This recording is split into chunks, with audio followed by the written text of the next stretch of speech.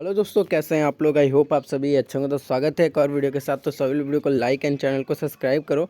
आज हम लोग वर्कशॉप का वर्कशॉप का पी बाई क्यू देखेंगे। जो भी बच्चे इस बार 2023 बैच के हैं, फर्स्ट सेमेस्टर का एग्ज़ाम देने वाले हैं और उनका अभी तक डेट तो नहीं आया, लेकिन एग्ज़ाम होगा, जल्दी होगा।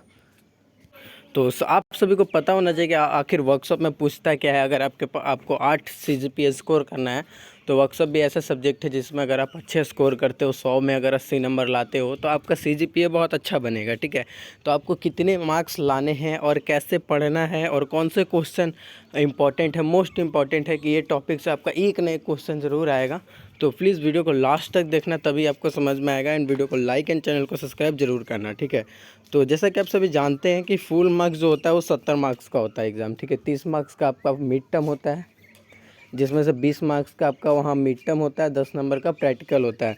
तो इसमें कौन कौन सा इंपॉर्टेंट क्वेश्चन है। ठीक है, तो जैसा कि आप देख सकते हैं, कोल्ड एंड हॉट वर्किंग यहाँ पे लिखा हुआ है। ठीक है, b difference between hot and cold working. ये क्वेश्चन जो है ना वो लगभग पूछा जाता है। ठीक है, लगभग पूछा जाता है। ये 90% है कि ये आ सकता है। ठीक है, कोल्ड वर्किंग, हॉट वर्किंग, ये 100% है कि 90% है। ठीक है, कि आपका एग्ज़ाम में आ सकता है। तो ये क्वेश्चन आप ज़रूर पढ़ के जाना। ठीक है, और फिर आप टूल्स के बारे में पढ़ के ज़रूर जाना कि कटिंग टूल्स क्या होता है।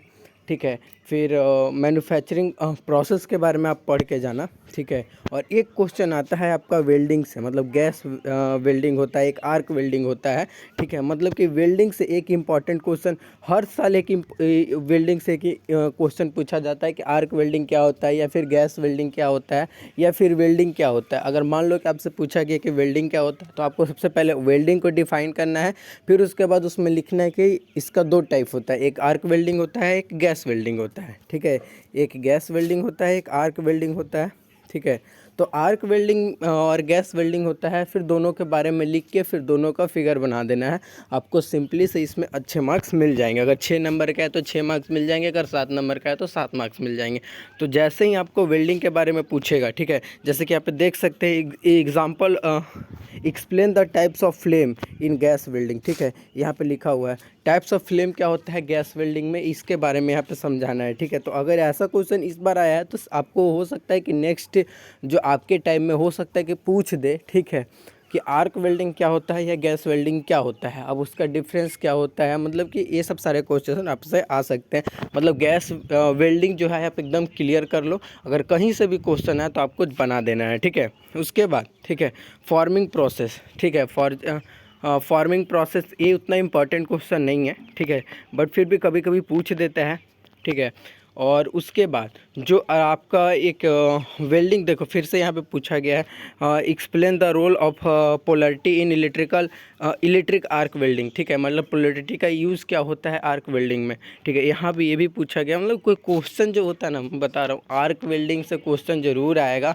मतलब वेल्डिंग से क्वेश्चन जरूर आएगा, गैस वेल्डिंग, आर्क वेल्डिंग से एक ना एक क्वेश्चन आपका 6 नंबर का, 2 नंबर का जरूर रहेगा। ठीक है, उसके बाद आपका जो कास्टिंग कास्टिंग प्रोसेस है, जैसे यहाँ पे मैंने फॉर्मिंग प्रोसेस पढ़ा।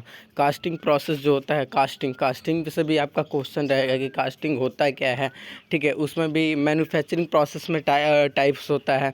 ठीक है, मशीनिंग प्रोसेस, जॉइनिंग प्रोसेस, ये सब सारे प्रोसेस के बारे में भी आपसे पूछा जा सकता है। लिख देगा कि what is manufacturing process and explain this type. तो मतलब बहुत सारे टाइप होता है, 7 या 8 प्रोसेस होता है, तो 6 होता है।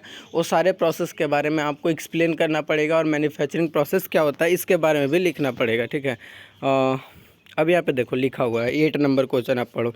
Example the types of welding joint also different clear between soldering and brazing.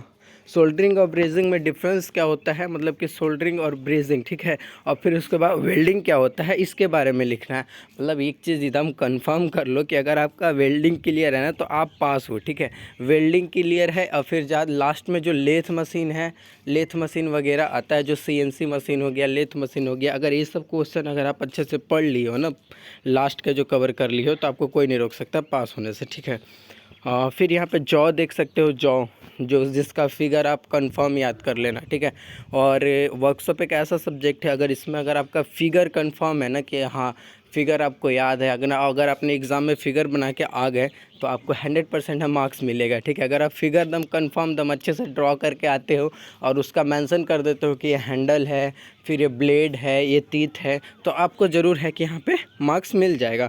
देखो right on the classification of steel, ठीक है। तो स्टील क्या होता है, इसका क्लासिफिकेशन क्या होता है, आप नॉर्मल से लिख सकते हो, कोई दिक्कत नहीं है, ठीक है। देखो यहाँ पे मैंने बोला था कि मैन्युफैक्चरिंग प्रोसेस से क्वेश्चन आएगा। देखो यहाँ पे लिख दिया है, classify various manufacturing process along with a suitable material that can be use in each process, ठीक है। यहाँ पे ये क्वेश्चन पूछा गया है कि मैन्युफैक्चरिंग प्रोसेस क्या होता है, ठीक है, क्लासीफाई करने के लिए। तो इसका जितने भी पार्ट्स हैं, मशीनिंग प्रोसेस, ज्वाइनिंग प्रोसेस, ये सब सारे प्रोसेस के बारे में आपको एक्सप्लेन करना है और समझाना है कि कैसे क्या होता है, ठीक है। फिर यहाँ पे देख सकते हो 3rd नंबर भी क्वेश्चन में लिखा हुआ है कि मैन्युफैक्चरिंग प्रोसेस के बारे में बताना है और 3D पेंटिंग इन डिटेल, ठीक है। तो इसमें हम लोग इसका भी क्वेश्चन आप ध्यान से पढ़ लेना, ये आपका काम आएगा, ठीक है। जैसे कि मैन्युफैक्चरिंग प्रोसेस में बहुत सारा प्रोसेस होता है, जॉइनिंग प्रोसेस होता है, सोल्डरिंग, फिर और बहुत सारे प्रोसेस होते हैं, ठीक है, और जो आपको बहुत ज़्यादा काम आएगा, ठीक है। और यहाँ पे देख सकते हो ये क्वेश्चन कुछ ज़्यादा इंपॉर्टेंट नहीं है, तो डजंट, ये सब पे ध्यान मत देना, ठीक है। Explain a different type of saw, ठीक है, explain the different types of saw use in carpentry shop, ठीक है। देखो सॉ के बारे में आपको बताया गया, पूछा गया है कि सॉ कितने टाइप के होते हैं और इसका यूज़ क्या होता है कारपेंट्री शॉप में। तो जनरली हम लोग सॉ के यूज़ करते हैं कटिंग के लिए, ठीक है। अगर लकड़ी को, वुड को काटना है तो हम लोग यूज करते हैं सॉ का। और इसका टाइप क्या होता है और इसका फिगर अगर आप बना दोगे, टाइप लिख के इसका फिगर बना दोगे तो आपको मार्क्स मिल जाएगा, ठीक है। कोई नहीं रोक सकता है आपको मार्क्स मिलने से। सॉरी फॉर दिस डिस्टर्बेंस, ठीक है। तो सॉ का यूज़ आप लोग को यहाँ पे लिखना है और डिफरेंट टाइप सॉ का फिगर भी बनाना है और कारपेंट्री शॉप में इसका यूज़ क्या है इसके बारे में आपको एक्सप्लेन करना है, ठीक है। फिर यहाँ पे ग्लास मॉडलिंग के बारे में आपको समझाना, ये भी इंपॉर्टेंट क्वेश्चन है, ठीक है। Classify and explain the various casting, देखो कास्टिंग के बारे में भी आपको बताया गया कि कौन कौन से कास्टिंग होते हैं, इसका क्लासिफिकेशन लिखना है, ठीक है, मतलब एक्सप्लेन करना है और फिर इसका स्केच बनाना है कि मतलब net sketch, clean and clear, ठीक है। फिर उसके बाद यहाँ पे टाइप्स ऑफ वेल्डिंग के बारे में मैंने जैसे बताया। फिर एक बहुत ही इंपॉर्टेंट क्वेश्चन है, आप लोगों को मैं बताता हूँ, ठीक है, लेथ मशीन, ठीक है। लेथ मशीन अभी इस क्वेश्चन में नहीं है लेकिन अक्सर पूछा जाता है, एक साल बीच करके लेथ मशीन के बारे में पूछा जाएगा कि लेथ मशीन का कंस्ट्रक्शन क्या है, ठीक है, वर्किंग प्रिंसिपल पूछा जाएगा और उसके बाद, ठीक है, आपको पूछा जाएगा कि लेथ मशीन का नेट स्केच बनाने के लिए तो लेथ मशीन कैसे वर्क करता है, क्या वर्क करता है और उस पर हम लोग क्या क्या काम कर सकते हैं, इसके बारे में आपको पूछा जाता है एग्ज़ाम में। तो लेथ मशीन आप ध्यान से पढ़ लेना, ये 100% है, एग्ज़ाम में आएगा, ठीक है। और फिर उसके बाद 9 नंबर क्वेश्चन देख सकते हो, with the help of net sketch explain the gas welding process. Gas welding में 2 सिलेंडर का यूज़ किया जाता है, एक ब्लैक हो गया, एक रेड हो गया, ये दोनों सिलेंडर को यूज़ किया जाता है, ठीक है। एक में एसिटिलीन होता है और एक में शायद नाइट्रोजन होता है, कंफर्म नहीं, लेकिन एक में एसिटिलीन होता है, ठीक है।